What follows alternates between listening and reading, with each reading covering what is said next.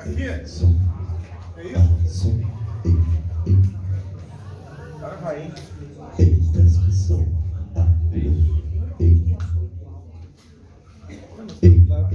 Olha, a Cândida será liquidada.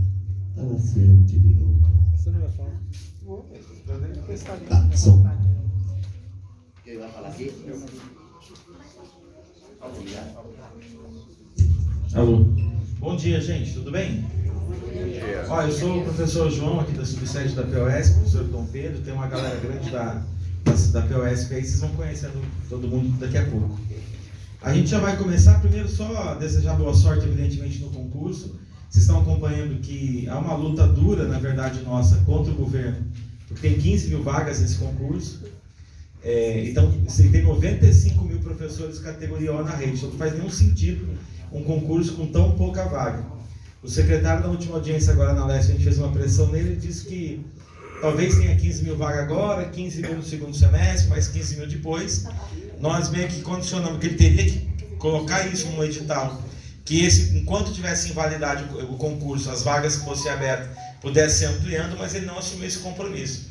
Ele meio que deixou no ar se teria outros concursos ou não, eles vão decidir o que fazer. Então é uma luta que vai seguir. A ideia é colaborar um pouco, né, numa situação toda diversa que a gente está passando, para poder tentar melhorar um pouco a condição, porque de fato a condição de categoria O está muito ruim, o contrato é muito ruim, as APDs de 40 horas é muito ruim, e o governo aparentemente aceitou negociar de novo os APDs. Mas não vamos ficar enrolando muito aqui não, acho que a ideia é estudar. Hoje a ideia são 3 palestras, tá? A gente receberam aí, tem cronograma de 5 dias, e vai ter um 6º dia que a gente está ajustando como é que vai ser ainda, tá? Que é o dia 29 de julho. Mas tem as datas aí, são todos os sábados, sempre das 9 às 13. Hoje são 3 palestras. O professor Gilberto é mestre em educação, ele não gosta, ele é diretor de escola também, é um cara muito antigo no magistério, e mestre, né, em artes, história da arte. E ele vai falar hoje sobre LDB, ele vai falar sobre conselho de escola e sobre grêmio estudantil, que são as legislações que vão cair sobre esse tema. Depois tem uma segunda parte que a professora Sueli Mangabeira vai falar sobre o ECA, e tem uma terceira parte, que é uma parte pedagógica, sobre projeto de vida que o Josafá vai fazer. A gente está confiante que a gente consegue até um e pouquinho garantir esse conteúdo hoje, tá? Aí semana que vem é redação com o professor Fábio, depois tem agenda aí. Então a ideia é começar direto, depois a gente vai dando mais informações, tem a revista do sindicato e tal, mas aí quando parar a primeira parte do Gilberto, a gente toma mais um cafezinho e damos mais algumas informações, tá bom? Tudo bem, Gilberto? Vamos lá? Agora tem microfone para você, ó. Fica à vontade aí. Obrigado, Gilberto. Bom dia. Nós vamos falar a partir de agora da bibliografia da parte geral do concurso, certo? LDB, Conselho de Escola e Grêmio Estudantil. Mas, principalmente, com você que vai fazer a prova, pense em 2 coisas. A primeira é só uma prova. Então, isso não vai provar se você é bom ou mau professor ou professora. O que prova é o seu trabalho cotidiano. Então, é uma prova para você melhorar a sua condição de trabalho, certo? Categoria O é praticamente uma categoria sem direitos no Estado. Então, que você seja efetivo, para que você tenha direitos e que, de fato, possa desenvolver o seu trabalho com a cabeça mais tranquila, ao invés de querer saber quando é que o diretor ou diretora vai cessar sua portaria. Evitar o assédio, todo tipo de ameaça que se sofre no trabalho cotidiano. A segunda coisa, como é uma prova, aqui se discute política educacional, não se discute teoria educacional, são coisas diferentes. Aqui você vai ouvir e engolir em seco a política do governo, que é a política educacional em vigor, vamos dizer, travestida de legislação, certo? Então, é o que o governo pratica, legalizado na forma da lei. Isso é LDB, isso é o ECA, seria a Constituição se estivesse na bibliografia. Então, o que nós vamos discutir com vocês, ou apresentar a vocês, é a política do governo na forma da legislação em vigor. Para te dar uma péssima notícia, o que o governo faz é legal. Não é moral, mas é legal. Então, a legalidade. E as leis, como são muito separadas no espaço e no tempo, às vezes trazem redação meio antiquada, que a gente tem que dar uma adaptada, certo? Então, sem mais information, se essa craca funcionar, aqui vai ter a magia. Nós vamos falar de Grêmio Estudantil e Conselho Escolar, que são duas coisas muito curtinhas, certo? Então dá para pôr numa tacada só. O Grêmio Estudantil foi criado, legalizado em 1985, por essa lei aí, 7398, certo? Lembre-se, 85 iniciou a nova república, encerrou o ciclo da ditadura militar ou dos governos militares. Então começou-se uma série de leis para tornar a escola um espaço mais democrático ou minimamente democrático. Então veio o Conselho de Escola na mesma época e também o Grêmio Estudantil, que a gente chama de Grêmio Livre. Por essa lei aí, uma lei federal, que primeiro diz que o Grêmio Estudantil é uma entidade autônoma. Traduzindo, não está subordinada à direção da escola, por um lado. Então não é parte da hierarquia escolar, é coisa separada. É coisa de estudante. Estudante radical, alguns barbudinhos que usavam camisas vermelhas com símbolos estranhos. Isso nos anos 80, eu era um deles. Agora você vê que o tempo passa, a gente fica legalzinho, simpático, eu até pareço um bom velhinho. Mas não se engane com as aparências. Então, a entidade autônoma quer dizer, não está subordinada à hierarquia da escola. Ninguém manda no Grêmio. Nem professor, nem direção, nenhum funcionário administrativo. É outra coisa. Autônomo também quer dizer o quê? Que é independente da estrutura da escola. E, portanto, o Grêmio é coisa de estudante. Tá? E como é que se faz o Grêmio? Se faz, na época dizia a lei, por Assembleia Geral dos Estudantes, que vota os estatutos e, portanto, marca a eleição da direção, correto? Direção, se der tudo certo, eleita por voto direto e secreto de cada um dos estudantes. A entidade autônoma quer dizer, não é parte da hierarquia da escola, nenhum segmento da escola que não seja o estudante pode interferir nos assuntos do Grêmio. Certo? O diretor não pode, ou a diretora, ou a coordenação, ou um professor, professora, nenhum desses personagens ou um funcionário tem qualquer tipo de ingerência sobre o Grêmio. E, portanto, é uma entidade fundada por estudantes em Assembleia Geral, que vota os estatutos e que o processo eleitoral, diz essa lei 7398 de 1985, o ano que eu comecei a dar aulas no Estado, é eleição por voto direto e secreto de cada um dos estudantes. Então, essa história de professor ajudar na eleição do Grêmio, coordenador coordenar a eleição do Grêmio, o diretor dar uma forcinha para os meninos do Grêmio, não. O Grêmio é assunto de estudante, por isso ele é mais que independente, autônomo. Tá? Depois, o tempo passa, anos 2000, as coisas mudam. Aí um cidadão chamado Bruno Covas, que não está mais entre nós, o prefeito de São Paulo, que foi um dia, fez aprovar na Assembleia Legislativa essa lei aí, a 15667, certo? Que dá uma ajeitadinha no negócio. Então, o Grêmio continua livre, mas criado por Assembleia Geral, por edital. Até aí parece igual. Quem convoca a Assembleia para fundar o Grêmio da escola? Todo mundo. É a casa da mãe Joana. Um abaixo-assinado com pelo menos 5% dos estudantes pode chamar uma assembleia para fundar um Grêmio. Mas se o diretor também quiser fundar um Grêmio, ele pode chamar uma assembleia para fundar o Grêmio. Se os pais da APM quiserem fundar o Grêmio, também pode. E se o dirigente de ensino quiser fundar um Grêmio naquela escola, também pode. Então, ou seja, todo mundo pode convocar a assembleia. Então, os estudantes, pelo menos 5% dos alunos matriculados, podem convocar uma assembleia para fundar o Grêmio, A APM pode chamar uma assembleia para a fundação do Grêmio, o diretor da escola ou a direção da escola e também até a dirigente ou o dirigente regional de ensino. Qualquer uma dessas figuras pode chamar uma assembleia para fundar o Grêmio Livre.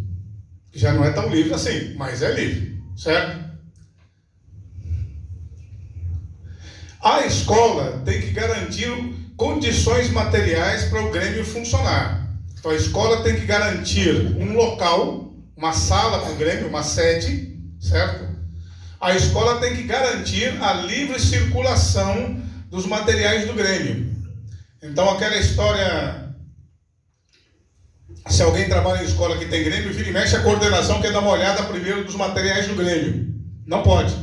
Então, o Grêmio tem total liberdade para publicar seus materiais e a escola tem a obrigação de garantir que esses materiais sejam divulgados. Por exemplo, um mural.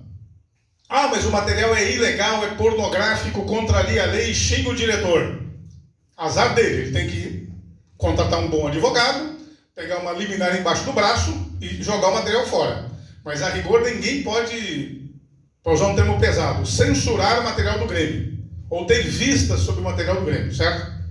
Então, a primeira lei aí dizia, o Grêmio é autônomo, coisa só de estudante, funda-se por Assembleia Geral de Estudantes, convocada por estudantes, e a eleição da direção por estudantes, voto direto e secreto. A segunda dá uma adaptada. Ainda continua a Assembleia Geral, só que com prazo definido, né? 30 dias por edital. Quem pode fazer o edital? Além dos estudantes, pelo menos 5%, a APM pode chamar uma assembleia para fundar o Grêmio, a diretoria regional de ensino, através do seu dirigente ou sua dirigente, pode também chamar, a própria direção da escola ou 5% dos estudantes para fundar o Grêmio. E eu acho que eu afundei o Grêmio. Acabou. É isso. Mais curto que isso. Agora vamos ver se essa caraca funciona.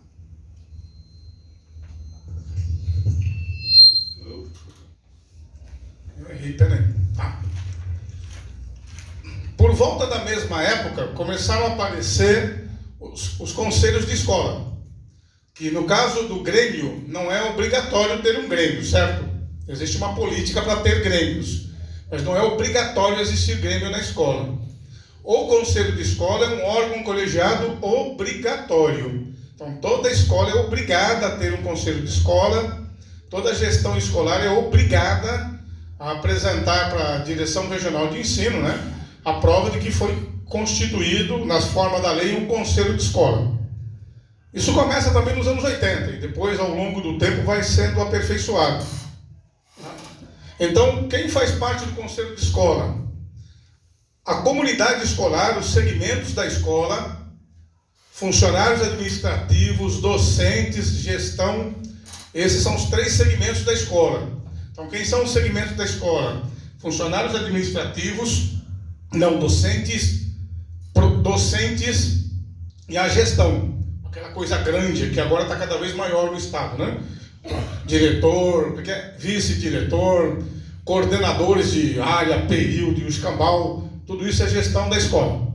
Então, são segmentos da escola, certo? A comunidade escolar que também envolve alunos, os próprios alunos, em alguns casos, maiores de 16 anos, também podem ter representação no conselho, e a comunidade local. Quem é a comunidade local? Não só responsáveis. Então, por exemplo, se tem empresários no bairro, são comunidades local. Se tem moradores que não têm filhos na escola, podem pertencer ao conselho. Então, a comunidade local é todo mundo que tem a ver com o entorno da escola. Sejam empreendedores, gente que nem mora no bairro, mas tem negócios no bairro, sejam representantes de associações como Sociedade de Amigos de Bairro, igrejas, Então, e moradores que não necessariamente precisam ter filhos na unidade escolar.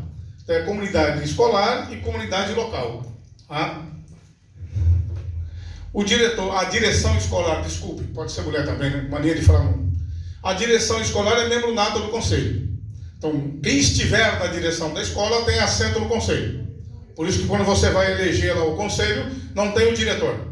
Porque essa figura, quem estiver nesse cargo, tem assento nato no conselho. É aqui, não é ali. Então, por que é importante o conselho de escola? Diz a lei aí. Primeiro, porque ele expressa a autonomia da escola. Através do PPP, ainda é PPP do Estado? Que eu estou na Idade da Pedra, onde eu trabalho lá, eles pegam a nomenclatura do Estado do começo dos anos 90. Então ainda é PPP, é o Projeto Político Pedagógico. E vocês ouviram esse discurso meio de receita de bolo de farmácia, porque todo coordenador fala a mesma coisa. É a identidade da escola, é a cara da escola, é o sentido da escola, é o que tipo de aluno nós queremos formar, é a autonomia da escola. E você acredita, porque isso parece, né? De tanto falar, um dia você vai achar que isso é verdade. Cada um acredita no que quiser. Para efeito da prova, é verdade. Certo? O FEDER que eu ouvi que você diga isso. Então, aquilo que o coordenadora disse lá 500 vezes, a autonomia da escola, a identidade da escola, que tipo de aluno nós queremos formar, o nosso projeto de sociedade está aqui. Então, quem é que vota o PPP? O Conselho de Escola. Então, o Conselho de Escola elabora e vota o projeto político-pedagógico, certo? Aonde já existe projeto político-pedagógico, o Conselho de Escola faz o acompanhamento dele, tá? Então, o Conselho de Escola, em primeiro lugar, elabora, discute e vota o PPP. Em segundo lugar, vota o regimento da escola. Toda escola não tem normas internas, regimento, e inclusive punições? Punições. Suspensão, advertência, esquartejamento, empalamento, enforcamento. Então, o que você não se lembra, caro professor, quando se vota o regimento da escola, se vota punições para todo mundo, inclusive para você. Eu não sei se alguém já pegou um regimento escolar ou uma votação de um. Lá não tem apenas obrigações e sanções de alunos, mas tem também obrigações e sanções de todos os membros da equipe escolar, o que inclui os docentes, os funcionários não docentes e a própria gestão. Então, nosso conselho de escola representa a autonomia da escola, certo? Porque é lá que se delibera, se vota e se acompanha o PPP. É lá também que se vota e se elabora o regimento interno. A outra coisa, o que expressa nosso regimento escolar? A gestão democrática. Na sua escola tem gestão democrática? Tem. Lógico que tem. Para efeito da prova, tem.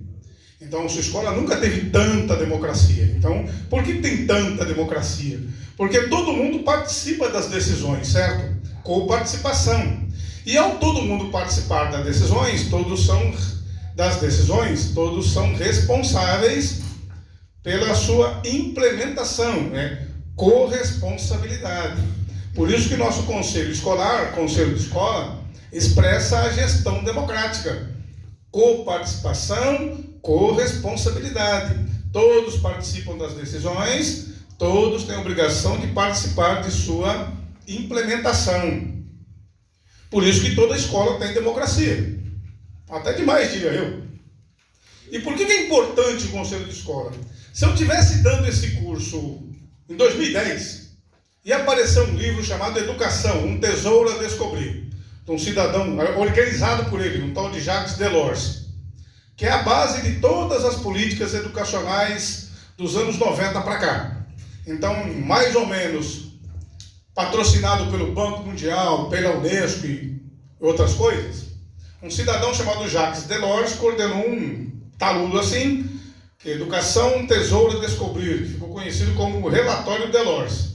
O que diz lá? Primeiro, tem pouco dinheiro. Então a escola não é mais um lugar para sair por aí dando ensino de qualidade para muita gente. Falta dinheiro. Então os estados, os entes federados têm que se virar com o pouco dinheiro que tem. Tem muito professor, muito aluno e pouca grana. Aí, óbvio, tem a ver com racionalizar o uso do recurso, né? Não pode mais se desperdiçar dinheiro, por exemplo, reprovando aluno. Por isso que dos anos 90 para cá, quase nenhum sistema de ensino no mundo reprova aluno. Mas o que mais diz o relatório Delors, que é essa frase que está aí? Que a escola tem que se ocupar de outros problemas extraescolares. Foi-se o tempo que a escola era um lugar que o professor dava aula e que o aluno supostamente aprendia. A escola vive hoje num mundo cheio de problemas. Então, as escolas são chamadas a debater e propor soluções para os grandes problemas do mundo. A violência, a miséria, a desigualdade social. Por isso que hoje em dia na escola, a escola não cuida só de ensinar aluno, não é isso? A escola tem que oferecer alimentação, uniforme, transporte e outro tipo de atendimento que a comunidade necessita. Então, qual é a importância do conselho de escola? Ser parte da construção, termos da época, tá? De uma sociedade mais justa e inclusiva. E por isso esse conselho de escola não deve discutir apenas as questões escolares, pedagógicas. Tem que discutir também os grandes problemas econômicos e sociais do país. Por exemplo, miséria, exclusão social, violência, inclusive violência doméstica, abuso. Então, já que o João deu o serviço, que eu sou diretor de uma escola, eu fui intimado pelo Ministério Público para responder um caso de abuso sexual, que dizem que houve no interior da escola um caso desse. Então, em outros tempos, há 30 anos atrás, eu diria o que eu tenho a ver com isso. Hoje eu não posso dizer isso, eu tenho tudo a ver com isso, porque abuso sexual de menores, violência doméstica, é parte dos grandes problemas nacionais. Alguém aqui acorda às 4 da manhã? Eu acordo às 4 da manhã. Todo dia eu tenho que levantar como um homem-bomba às 4 da manhã. Por que como um homem-bomba? Um homem que não pensa. Toca o despertador e eu levanto. 30 segundos depois eu estou andando rumo ao banheiro, porque se eu parar para pensar, eu durmo até as 9. Então eu acordo de manhã como um homem-bomba, um fanático religioso, o relógio toca, eu levanto, 30 segundos depois eu e ponho-me a andar rumo ao banheiro para tomar meu banho e me desviar do Juvenal e do Bigode. Os dois gatos lá de casa. Então, calma. Eu sou casado. Não com o Juvenal e não com o Bigode, com a Ana Lúcia. Então, mas por que eu digo isso? Porque toda vez, para ficar acordado, eu ligo a TV na Rede Globo, para aguentar o noticiário da manhã do Covalic. Como é que abre o noticiário? Feminicídio, racismo e violência policial. É o cardápio do Covalic. Às vezes ele bota os 3 quando o dia assim está cheio, mas todo dia tem ou um macho matando uma mulher, feminicídio porque ele é mulher, ou um branco esculachando um negro, ou um policial achando que pode carregar o cara amarrado nas costas, como acontece por aí. Então sempre tem violência policial, feminicídio, racismo. A escola tem a ver com isso? Tem a ver com isso. As comunidades sofrem com isso. São os problemas das comunidades escolares. Violência policial, feminicídio, racismo. Às vezes ele tempera com tiroteio na Zona Oeste do Rio de Janeiro, né? Milícia e crime organizado, bang com a população no meio, né? Então, os problemas do país, a partir dos anos 90, se tornaram problemas da escola. Como a escola não pode resolver o problema do país, ela pode intervir no problema do entorno escolar, né? O território, como agora estão dizendo. Então, a importância do conselho de escola é essa também. Colocar a escola no centro dos debates e principalmente das buscas de soluções para os grandes problemas que a sociedade brasileira vive, como esses e outros. O que mais? Quem pode chamar a direção? Quem pode criar um conselho de escola? Pode ser por iniciativa da própria direção ou de qualquer grupo de membros da comunidade, seja a comunidade escolar, seja a comunidade local, certo? A própria direção pode chamar a criação do conselho ou qualquer grupo de membros das comunidades local e escolar pode chamar a criação do conselho. E, em certos casos, as APMs podem assumir a função de conselho de escola, certo? Até porque a APM também é órgão colegiado, né? Toda escola também é obrigada a ter uma APM. Então, para economia de tempo e recursos, as APMs podem assumir as funções do conselho. Se você reparar, em alguns lugares as APMs fazem isso. Escola que recebe verba oficial, PDDE e outras verbas, a APM faz o quê? Decide onde vai aplicar, acompanha a aplicação, né? Então, na prática, também são funções que o conselho de escola terá. A sugestão para funcionar o conselho é essa aí. Reunião mensal dos seus membros, sugere-se que seja mensal, e também a escola pode fazer assembleia geral. O conselho pode chamar uma assembleia geral da escola, com todos os segmentos. A assembleia geral, ela é deliberativa. O que quer dizer isso? Que as decisões da assembleia têm efeito imediato e só podem ser revogadas por outra assembleia. Então tome cuidado no dia que a direção da tua escola chamar uma assembleia, porque aí tem. Porque enquanto não houver outra assembleia, o que a assembleia decidiu vale e tem efeito imediato, certo? Seja lá o que ela decidir. E só uma assembleia pode modificar ou revogar o que uma assembleia decidiu. Então, se a assembleia decidir uma coisa, o conselho de escola não pode reunir e decidir outra. Tá? A reunião de membros aí. Então, o conselho de escola pode funcionar ou pelas reuniões mensais dos seus membros, ou apelar para a Assembleia Geral. Consulta ao povo. Isso aqui é manual, tá? Embaixo está explicado. Então, quais são as funções do conselho de escola? Ele delibera, decide, dentro da sua área de competência, tem sempre um parênteses, tá? Porque quando foram fundados os conselhos de escola, lá nos anos 80, eles eram soberanos. Quer dizer o quê? As decisões do conselho valiam para toda a escola, para todo mundo, inclusive para a direção. Hoje não é bem assim. Ele é deliberativo na sua área de competência. Então, nem tudo o conselho decide. Certas decisões são prerrogativa da gestão escolar. Tá? Então, deliberativo. Elabora e vota projeto pedagógico e regimento. Ah, que bom. Aprova o plano de aplicação de recursos. A APM também faz isso. Tá? O que mais? Fiscaliza a gestão da escola. Atentem para a primeira. A financeira você sabia, a administrativa também. Mas a novidade é essa aqui. O conselho de escola tem também por atribuição acompanhar o processo pedagógico. Ou seja, acompanha você. Acompanhar os resultados das aprendizagens dos alunos, acompanhar o desempenho dos profissionais do ensino, você. E, portanto, você pode ser chamado a prestar satisfações ou esclarecimentos ao conselho de escola sobre o seu desempenho na sala de aula. Então, acompanha a gestão administrativa, financeira, mas também acompanha a gestão pedagógica. Então, os conselhos de escola podem opinar e, numa certa medida, decidir sobre o processo de aprendizagem das crianças e dos adolescentes. O conselho de escola vota o calendário. Na sua escola eles votam o calendário? Votam. Está aqui dizendo que vota. Então, sempre, o que cai na prova, não é o que cai na tua cabeça. Então, de novo, vota calendário da tua escola? Vota. Aqui está dizendo que vota. Olha o que está no parênteses. De acordo com a legislação. Então, lá na escola que eu trabalho, existe democracia. Nós votamos o calendário. Que calendário? O calendário que o secretário manda. O secretário da Educação. Porque se eu não votar esse calendário, não tem outro para pôr no lugar. Então, diz o ditado, quando só tem tu, vai tu mesmo. A legislação é isso, só tem tu. Então, o conselho vota em tu mesmo e segue inteiro.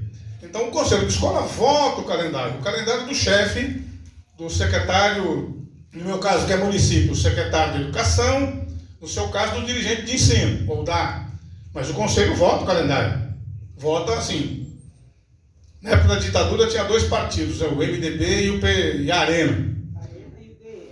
Não, a Arena e MDB. Não me atrapalhe que eu sou de história. Poxa, eu ensinava isso, eu só não sei que eu ensinei errado. Mas era MDB, oposição, Movimento Democrático Brasileiro, e Aliança Renovadora Nacional, situação. Foram criados dois partidos, o resto vai para a clandestinidade. Aí a brincadeira era, a Arena é o partido do sim, e o MDB é o partido do sim, senhor. Então na ditadura tinha dois partidos, o do sim e o do sim, senhor. Então aqui também no conselho tem sim e sim, senhor. Então o secretário manda o calendário, sim, lá em Suzano, onde eu trabalho. E nós votamos, sim, senhor, seu calendário está excelente, melhor que isso, estraga.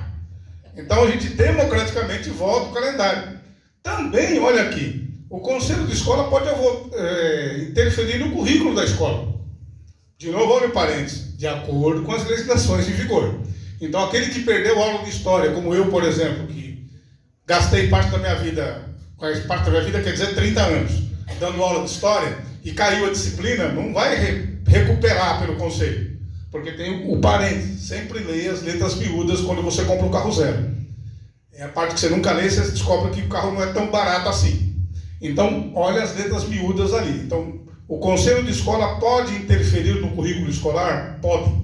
Pode, inclusive, criar disciplinas, criar conteúdos que sejam do interesse da comunidade escolar, mas sempre respeitando a legislação em vigor. O que quer dizer, físicos, químicos, biólogos, historiadores, não dá para a gente voltar pela porta do fundo e recuperar as aulas que o NEM nos roubou. Mas o Conselho de Escola pode criar conteúdos, como eu disse, criar disciplinas dentro da sua margem, né? Desde que não ofenda as leis vigentes. E... acabou. Espera um pouquinho que eu vou fazer um negócio aqui, para ver se isso funciona. Agora estamos indo bem. Estamos indo bem.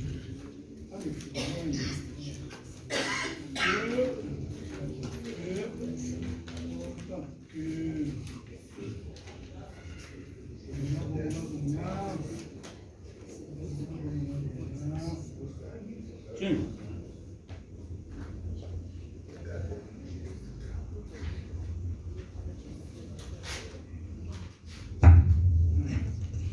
Então, de Grêmio Estudantil e Conselho de Escola é isso que vocês viram aí. É bem curto, pouca coisa. Se aparecer uma questãozinha ou outra perdida na prova, é aquela pergunta que você não pode errar. Lembre-se, 15 mil vagas, quer dizer, mais de 100 mil indivíduos farão a prova. Uma questão a mais que você acerta, o põe na frente de 4 ou 5 mil. Uma questão a menos que você erra, o põe atrás de 4 ou 5 mil. Então tem certas partes da prova que você não pode se dar o direito de errar. São fáceis demais. E outras partes você não pode se dar o direito de errar, porque são difíceis demais. Essa, quando você acerta, te põe na frente de toda a prova. Então, não erre nenhuma. As fáceis você tem que acertar, porque elas são fáceis mesmo, todo mundo vai acertar. As difíceis, cada uma que você encaçapar, você vai começar a olhar pelo retrovisor, tem gente atrás de você. Mas, de novo, lembre-se, é só uma prova. Não é isso que vai provar se você é capaz ou não no seu trabalho. O Albert Einstein, cujo cérebro está guardado, né? Uma coisa muito estranha, conservado para estudos, ele só começou a falar a partir dos 4 anos de idade. Então, seguramente a mãe do Einstein, se o termo existisse hoje, acharia que é um garoto de inclusão, porque ficou 4 anos, ou parte deles mudo, outra parte grunhindo, soltando onomatopeias. Então, esse cara que ficou mudo, enquanto crianças falavam e grunhiam, enquanto as crianças já faziam frases, passou a perna em todas elas, e por isso tem seu cérebro guardado para fins de estudo. Então, não é uma prova que vai definir suas capacidades, mas já que você está aí mesmo, é bom passar, né? Não perca seu tempo também. Então, a LDB é de 96. Foi escrita por um cidadão chamado Darcy Ribeiro. Deixa eu fazer outra coisa aí. E, por isso, carrega o nome dele. Darcy Ribeiro, que, se alguém conhece a história dele, ele fugiu do hospital para escrever um livro e depois morrer. Ele estava internado com câncer quase terminal. Ele tinha um livro para escrever, que foi o seu último livro, O Povo Brasileiro. Ele fugiu do hospital, terminou de escrever o livro, editou o livro e depois voltou para o hospital para terminar a sua vida, né? Mas entre uma coisa grandiosa, não é bem grandioso não, o livro tem coisa errada.